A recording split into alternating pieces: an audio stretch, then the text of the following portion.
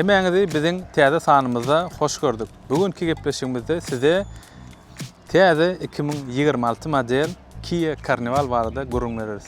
Bu näme awtolog, kimler üçin döredilen, nähili görnüşleri we näçe orunluk görnüşleri we bahalary nähili, onuň rahatlygy, hili nähili, şular barada dolugyny şu sanymyza gurrun bereriz.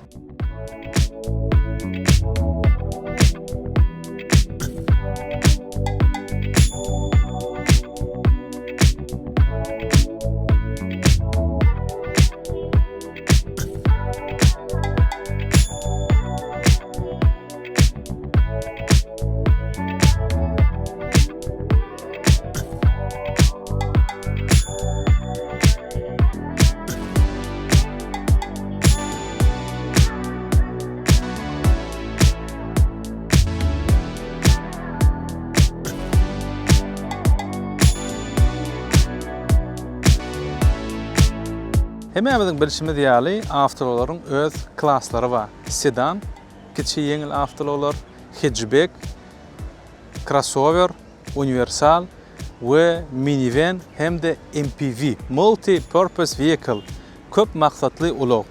Ine bu görýän awtologyňyz MPV klassyna degişli.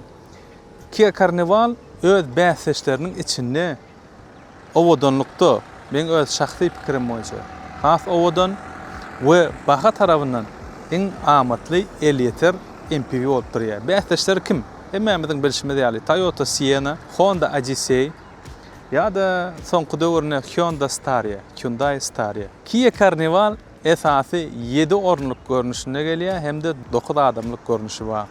We motory barada aýdamyzda 2 orunçly motorda gelýär. Elbetde biziň ýurtlarymyzda, Birleşen Arap Emirligine, Dubayda, Orta Aziýa ýurtlaryna iň harlanýan meşhur bu 6 silindr 3,5 litrlik benzin 280-290 at güýjüni berýär we 8 stupençli avtomat korobkaly gelýär. Indi Koreýanyň öz bazary üçin ýa-da Ýewropanyň käbir ýurtlary üçin elbetde hibrid görnüşinde 1,6 litr turbirowny turbo dvigatel hibrid görnüş hem Kia Carnival'la gelýär. 2026 modelle näme üýtgedi? Şu görýän täze nesliňiz şu обновление täze görnüş 2024, 2025 ne 2026'da da şu kozuf. 2026'da üýtgeş bir aýratyn daş şeklinde dizaynına üýtgeşme ýok. Ýöne içine, interierine, roluna häzir görkezler üýtgeşmeler bar. Ne gysgaçyk ilki daşy kozofy barada aýdamyzda öňüne işler ýaly gündüzki ýanýan çıralar we munaga etajny bir näçe etajly işler ýaljak LED çyralary gelýär. Assistentler we gerekli daçyklaryny öňüne görýärsiň, kameralar, daçyklarymyz, parktronika, radar diýä kamera 360 ählisi bar. Şu görýän radiatorny rişotkanyň öňündäki 2 orunçda gelip bilýär. Bu elbetde Gravity diýen komplektasiýada gelýär. We elbetde beýleki görnüşi bar, üýtgeşirak öz bolşy o da Signature komplektasiýada gelýär. Galan zady näşler ýalyk. Owadanlygyny siz özüňizi, öz pikiriňizi tesbirde belläp geçiň. Gapdalyndan seredemizde aýagyna 10 noktalyk tekeri gelýär. Aýaň goýan podnoşkamyz gelýän görnüşmi, gelmeýän görnüşlermi? Gapdal gapylamyzda biz ключевой dostuplar bar. Gapdal gapylamyz full komplektasiýalaryny basmak düwme arkaly açylýar, pultyň kömegi bilen açylýar, sürüjiniň oturýan ýerine knopkalar arkaly açylýar. Gapdal bokovoy aýnalarymyzda kamera 360 daçkesli buzon, yani afgon daçyk diye şolun ählisi gelýär. Üstümizde full görnüşinde 2 sanak lük gelýär we näşler ýalyk roof rack, railingi krişada üstüne gelýär. Indi gapdal şeýle seredemizde hatda şu taýfynyňky tekstura elementini gören bolsaňyz ýöne göni şeýle etme, şoňa da owadan tekstura şekil beripdir. Bu da elbetde bir öz bolşly owadanlyk goşýar. Şu görýän gapdal gapyňyz açylyşy dar parkovkalarda kapyny açmana hassa oňoýly. Indi arkasy barada aýdamyzda arka dizayn hem diýsen owadan. Indi şolar ýaljak owadan çyralamyz gelýär. Arka parktronikalar arkasyna edil. Şu görýäniňiz aňarbaş full komplektasiýa bolan üçin şu taýda kamera, berde kamera, berde kameralar gelýär. Bu kameralaryň näme diýeni ýa-da içki salona gelemizde görkezýär. Bu ýene arka skora geçireňizde arkasyny görkezýär. Bu da elbetde arkasyny. Bu kameramyzda 360 kameranın işledenin arkasını ve emma bu kameralar hem yazga alıp zapis ediben bilýänler. İçine ýörite built-in programmasy bar. Şoňa zapise bassaňyz, öňüni, ýygyny kameralar arkaly zat edýär, görkezýär. We ine şu ýokarky kameramyz içindäki sürüjiniň şu taýsyna duran aynasy bardyr. Şu aynany elektrony şu kameradan ýygyny görkezýär. Awtologumyzyň sap agramy 2078 kilogram. Ortalyk bilen 2100 kilo diýip alsagam bolýar. 2 tonna we 100 kilogram.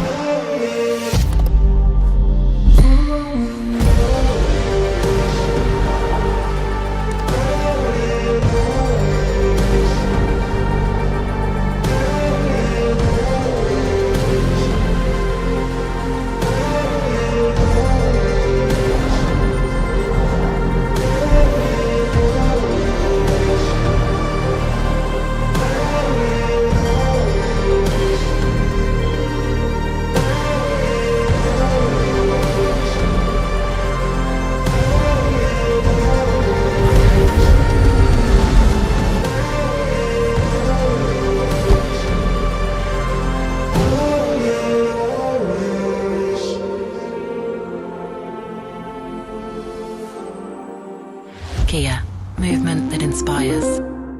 Awtology sürüp test edemizde ilkinji bilen berilýän soraglaryň bir esasy 3 sorag berilýän kadýan. Awtolog hiline hilik. Gowmy haladyňmy? Awtologyň rahatlygy, sürüňde rahatlygyna hilik. We elbetde awtologyň obslužnýasy.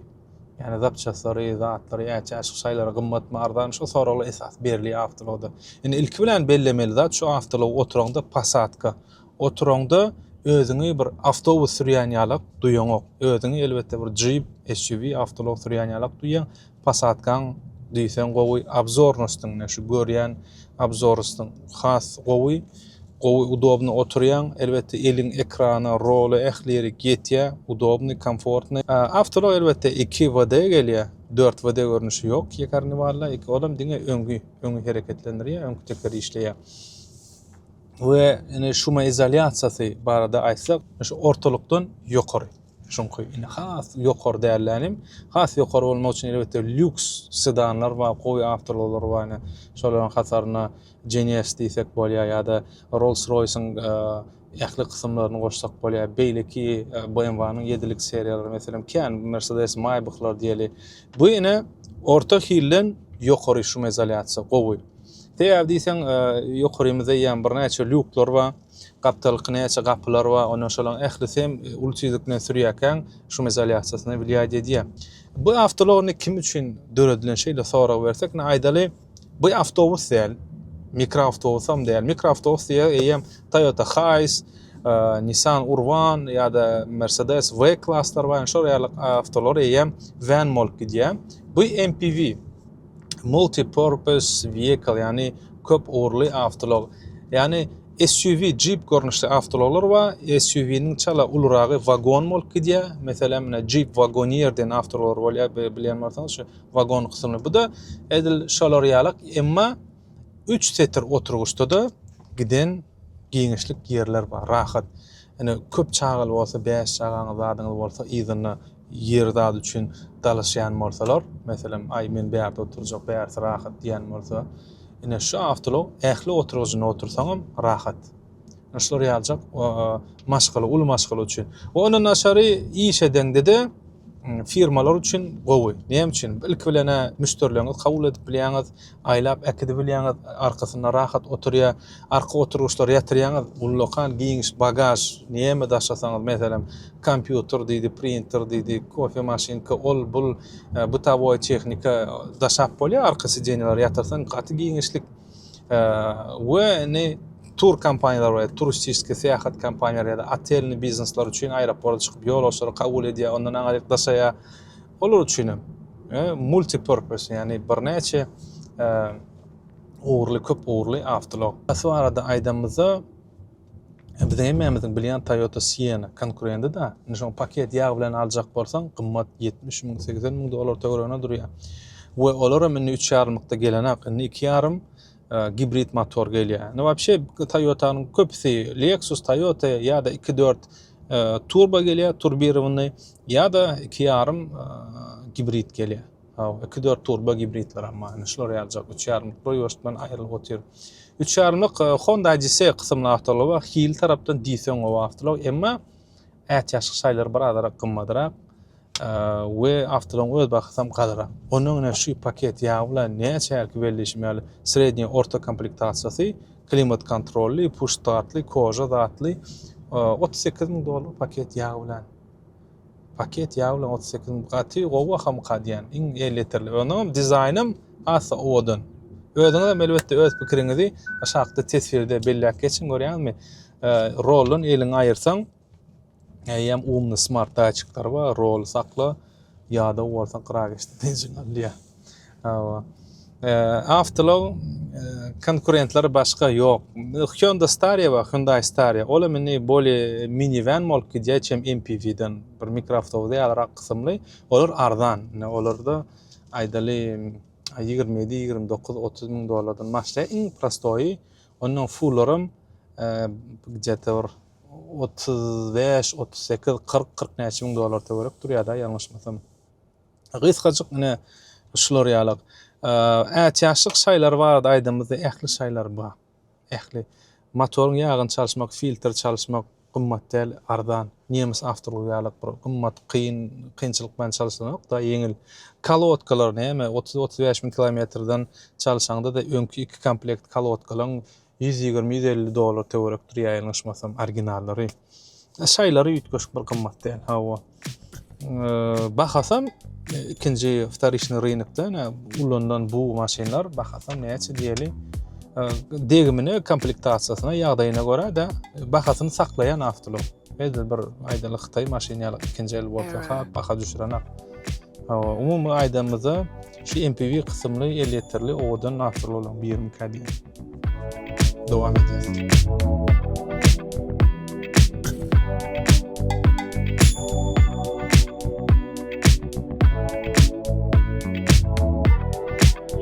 Indi bu görýäniňiz 9 orunluk, 9 adamlyk Kia Carnival. Muny has bazawy komplektasiýa diýip adlandyr bilemdik. Sebäbi has bazawy komplektasiýasy mata salonly, has da bomuş komplektasiýada gelýär.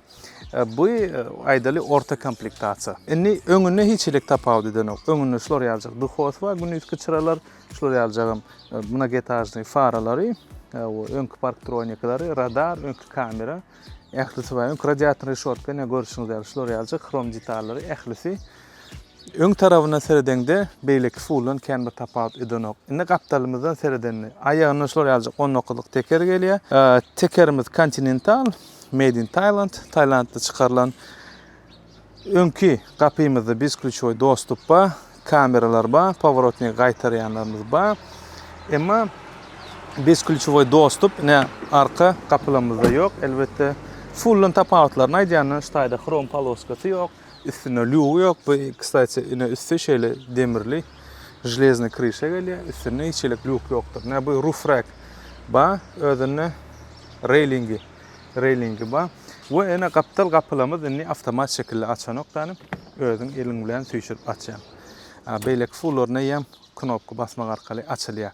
içi kojunun salon geliyor. Perforatsiyalı. Onun manisi oturucu kızdırıya, soğuduya hem sürücü üçün hem de yolcu üçün. Ama berdine pamit sidyelerini gelen ok yönü ayna galeriyanın ahirisi avtomat, bakavoy aynalar nastroykası avtomat, rolumuz kojunun rol, ehli asistentler var, adaptивный cruise control, yolu saklayan удержание полосы, onun предотвращение столкновения, голосовое управление эhlisi var. Dine, ştayda proyektsiya na lobovoy stiklo, öňündäki gologrammasy yok. Ullokan şeýleje izognuty ekranı geliyor, özünde fulllarda bolşaly. Berde de nähälki diýişmeli. Oturucu kızdıryan, soğudiyanlamız var. Kamera 360, parktronika, rola kızdıryan, elektriski rushnik, avtohold ählisi var. Ya elbette bu yine skoru geçirici kapopayını dolandırıyan şayba görünüşünü. Atpечатка палец gelenek, bespроводной зарядник gelenek, UV light diye ultramilef şokla gelenek. Olur elbette infullarına geliyor. Ama bu da push start neşeli basma start knopkalı. Klimat kontrol, 4 zonalı klimat kontrol ön üçün ve arka pasajirler üçün. Bu esası 9 orunluk. Bunu 4 hatar, 4 setir oturgucumuz var. Önkü setirlerimiz, gelin izin workadayım. Kaptal kapılamız herki deyişimiz yali avtomat şekilde açanoktur. Ruşnoy 50 açayağız. İkinci setirimiz ayrıtın şeyle kapitanski geliyor. Perforatsiyalı oturgucu dine kızdıryan funksiyamız var. Bu ikinci setir. Yine üçüncü setirimiz hem şeyle aceni ayrıtın. Bulam ayrıtın, bulam kojunlu salon. Bu da perforatsiyalı. Bu yine dördüncü setir. Dördüncü setirimiz şeyle tut. Divan niyasa splaşnoy şeylece sizceniye geliyor. 3 adam. 2 adam, 2 adam. 5, 7 ve önkü ikisi bilen 9 bolan. 9 adamlık görünüşü ve şumat Dubai bazarda en amatlı görünüşlerinin biri sebebi bu bariyo $38,000 bahası var. Arka tarafına seyrediğimizde de edil bir mengdeşin arka parktronikalarımız, arka kamera, elbette bir yerde kamerada açıklamamız gelen ok, fullun kayalık, ama arka bagajımız eyyem avtomat şekilde açıya knopka düğmen basmak arkalı. Sonqi sene setir oturucumuz şeyle ansatlıklarını yatırıyaz. Eyyemine giden giyinlik oturuşlarımız arkası üşürüp oluyor. Umarım şeyle 9 görünüşlü olanını şuraya alıp görünüşte geliyor.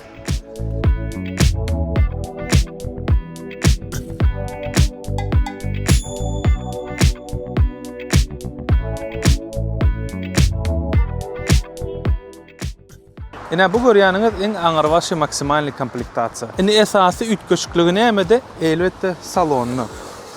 Berde ikinci rýat, ikinci hatar oturgucumuz şolary aljak aýratyn kapitanski kreslo gelýär.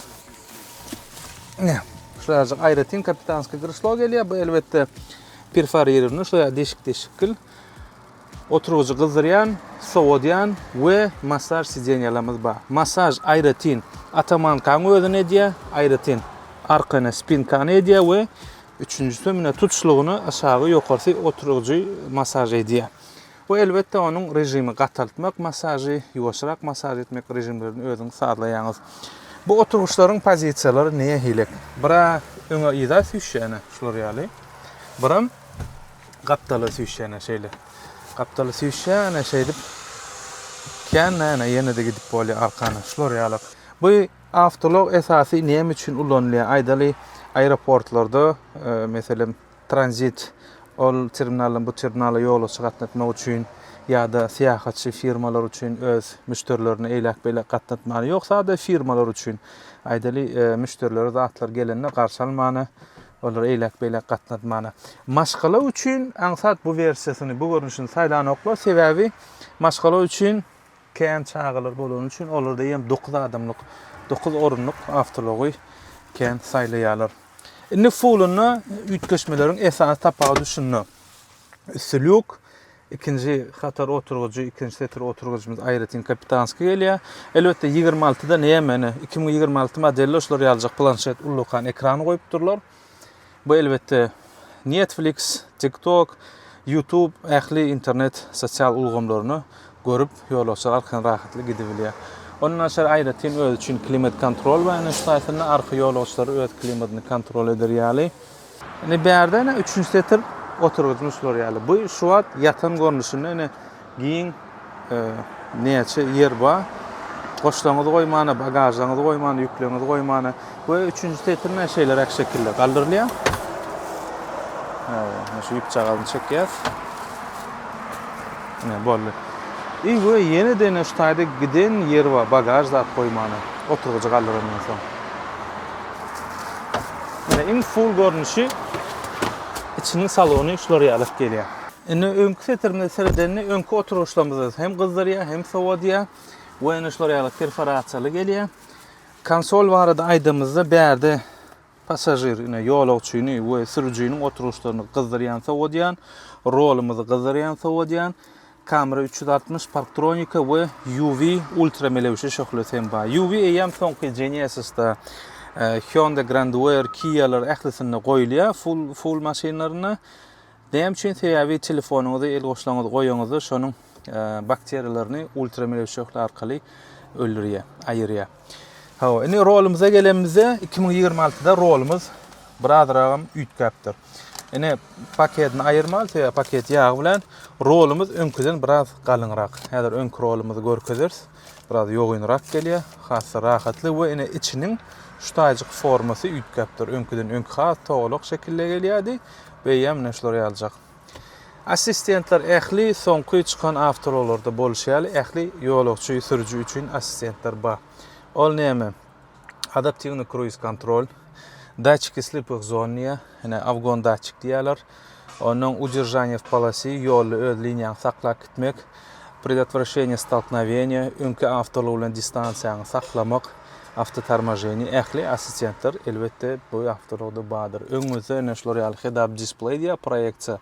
Ähli gidýän tizligin, ähli gerekli maglumatlar öňkü labowy aýnanda şu taýda görkezýär. Ekranymyz EM 2024-25 modellerine bolýar, näşler ýaljak aýlawly uly ekran gelýär. We avtolarymyz push start, basma start knopkaly.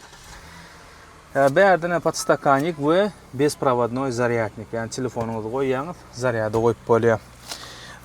Karta dverine gapymyzyň iç tarapymyzda bärde pamyat sideniýalar bar. Özüňize rahatly pozisiýany goýup, şonu ýatda saklap bolýar. Enniki de münüňize gönüşini eder ýaly. Açyryna gelenimizde avtolaryň açyry nälik görnüşde gelýär. 2026-yny görkezýänler. Näşler ýaly. Öň tarabym şeýle, arka tarabym. Şolary ýaljak Kia ýazgysy bar. Şeýlece Kia esasy düwmelerini gapdalyny. Esasy düwmeler gapdalyny. Bu herki diýişmeýär orta komplektasiýasynda kän düwmeler ýok. Gapyny açýan ýapýan, arka bagaj açýar we signalizasiýa hemde maşyny otlaýar distansiýony. Eng full komplektasiýasynda näşler ýaljak? Açar geli, gapdal gapylarymyzy açýar we parking assistant ýani maşyny pultyň kömegi bilen öňüňde süýşürýär. Görýärdi. Indi ýene bir esasy zat bu avtolaryň bahasy. Paket ýagy bilen 2026 model şolary ýaly Kia Carnival'yň bahasy $38.000 başlaýar. $38.000 haýsy? Helki görkezenimiz 9 orunluk kojny salon, klimat kontrol, push startly, uly ekranly. Ine şu orta sredniya komplektasiýa $38.000. We ine şolary ýaly aňyr başy full maksimalny komplektasiýasyň bahasy $53.000 töwerek. Şunun bilen şu günkü gepleşigimizi geçir gutarýarys. Siziň bilen bu men Alp Barjy Hayt Murat we indiki gepleşiklerimizde görüşýänçek. Hoş, sag bolun.